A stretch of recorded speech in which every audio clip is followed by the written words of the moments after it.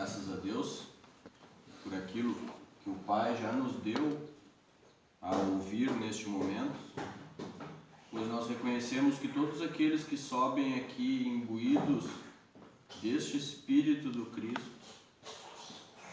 nenhum deles fala de si próprio, nenhum deles fala da sua própria vontade, mas ele fala daquilo que ouve diretamente do Pai em sua consciência.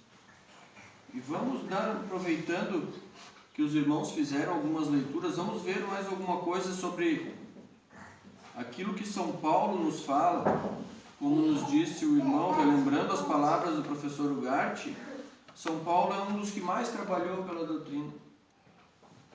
E São Paulo é um dos que mais escreveu a doutrina, que mais explicou a doutrina de forma científica. Porque nós sabemos que a doutrina do Cristo não é uma religião.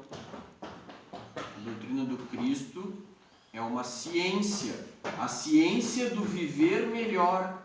Por que viver melhor? Porque sempre que nós nos colocamos em harmonia com a vontade de Deus, nós vivemos melhor. Eu não digo um viver melhor simplesmente do ponto de vista material. Eu digo um viver melhor do ponto de vista espiritual. E se nós melhorarmos espiritualmente, por consequência, materialmente nós vamos melhorando também. Nos diz o Cristo, como nos diz o professor Ugarte, o Cristo no apóstolo Paulo, porque Paulo também não escreveu nada. O grande apóstolo São Paulo, na verdade, era o Cristo que vivia nele. Então, o Cristo no apóstolo Paulo nos fala aos Romanos, capítulo 12, versículo 1. Rogo-vos, pois, irmãos, pelas misericórdias de Deus, que apresentei os vossos corpos por sacrifício vivo, santo e irrepreensível e agradável a Deus, que é vosso culto racional. Rogo-vos, pois, irmãos, pelas misericórdias de Deus, que apresentei os vossos corpos por sacrifício vivo, santo e agradável a Deus, que é o vosso culto racional. O que é então este sacrifício? O que é apresentar os nossos corpos em sacrifício vivo? É o que? Nosso culto racional. A doutrina do Cristo, como bem lembraram os irmãos ontem,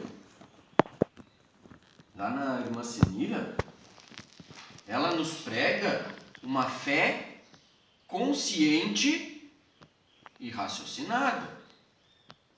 Isso é o culto racional.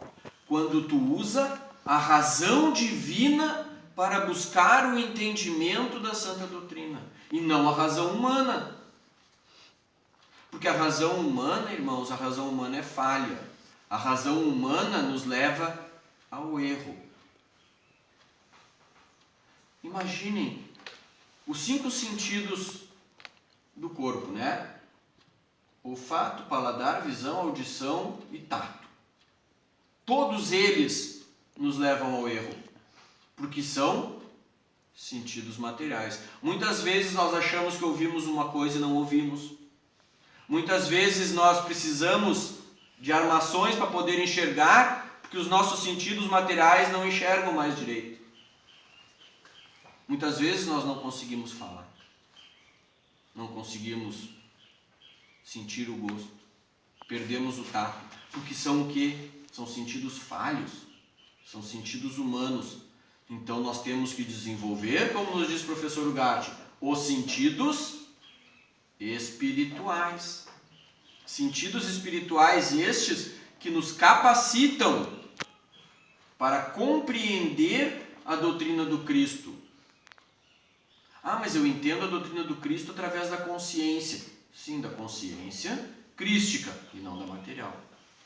Ah, mas eu vejo uma manifestação com os olhos. Sim, com os olhos espirituais, não com os olhos materiais. Ah, mas eu ouço Uma manifestação também, mas não é com esse ouvido aqui, é com o ouvido espiritual. Tem irmãos, eu conheci irmãos que sentiam o cheiro. Olfato espiritual. Quando chegava num ambiente muito carregado, esse irmão sentia cheiro de enxofre. E quando ele chegava no ambiente da igreja, ele sentia cheiro de jasmim. Sentido espiritual. Então nós temos que desenvolver, como nos diz o professor Ugarte, os sentidos espirituais. Mas como? Desenvolvendo o Cristo interior. E desenvolver o Cristo interior é sacrificar o nosso corpo, porque nós matamos a nossa vontade pessoal. É disso que ele está falando. Sacrifício vivo, porque nós continuamos vivos, mas matamos a nossa vontade pessoal. Sacrifício vivo, pelo culto racional, que é a santa doutrina da obediência à vontade de Deus. Versículo 2, ele nos diz: e não vos conformeis com este século, mas transformai-vos pela renovação da vossa mente, para que experimenteis qual seja a boa, agradável e perfeita vontade de Deus. E não vos conformeis com este século, ou com este mundo, que nem diz algumas versões. Mas transformai-vos pela renovação da vossa mente, para que experimenteis qual seja a boa, agradável e perfeita vontade de Deus. Ele nos diz, não vos conformeis. Não vos conformar, irmãos, não quer dizer que a gente deve se revoltar contra as coisas. Não é isso. É não andar conforme, não andar de acordo, não andar como o mundo anda. Porque nós não somos do mundo. Lembram daquela passagem?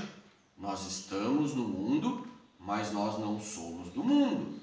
Então nós não podemos andar conforme o mundo anda. Então nós não nos conformamos com o mundo. Nós não fazemos as coisas que as pessoas do mundo fazem. Porque nós já sacrificamos a nossa vontade. Nós estamos fazendo não mais a nossa vontade, mas a vontade de Deus. Então nós não podemos agir como uma pessoa que desconhece isso. E ele complementa: mas transformai-vos pela renovação da vossa mente. O professor Ugarte nos diz assim: sem renovação não há evolução. É disso que São Paulo está falando. É isso que o professor Ugarte restaurou nesses dias. A renovação da mente. A transformação da mente material em consciência espiritual.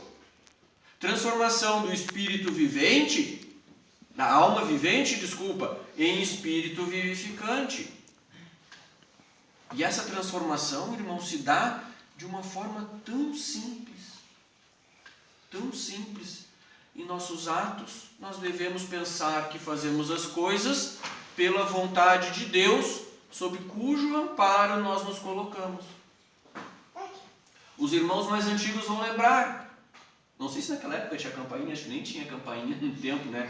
Nem tinha templo, se reunia embaixo das árvores para ouvir falar da doutrina. Mas lá em Porto Alegre, sempre teve a campainhazinha no púlpito.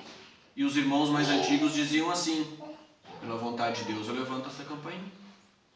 Pela vontade de Deus eu baixo essa campainha. Pela vontade de Deus eu estou lendo o livro. Pela vontade de Deus vocês estão ouvindo. Pela vontade de Deus eu levanto esse livro. Pela vontade de Deus eu baixo esse livro. Pela vontade de Deus eu vou trabalhar. Pela vontade de Deus eu vou estudar. Pela vontade de Deus eu vou fazer a lida da casa.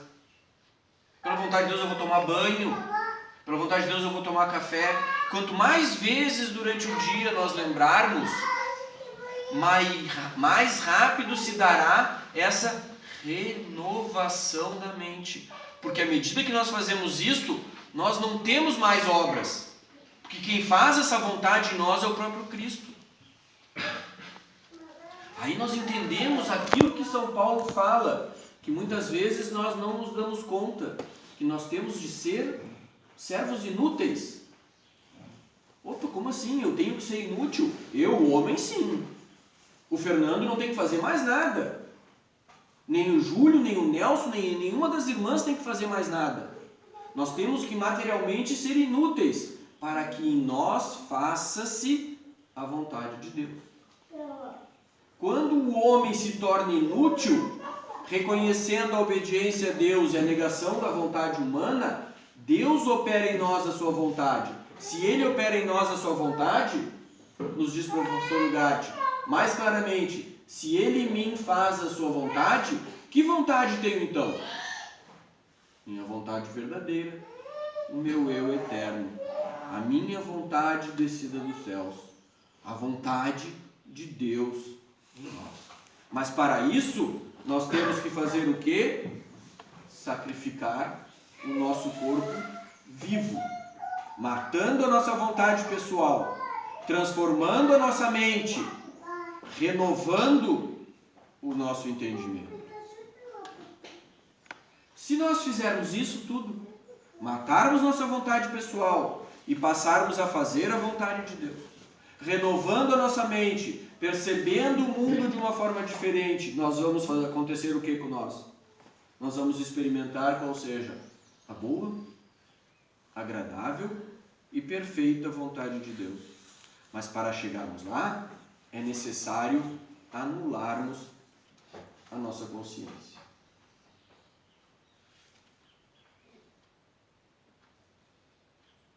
O cuidado que nós temos que ter, além disso. Fizemos todo o processo de transformação e começamos então a experimentar a vontade de Deus, a boa, perfeita e agradável.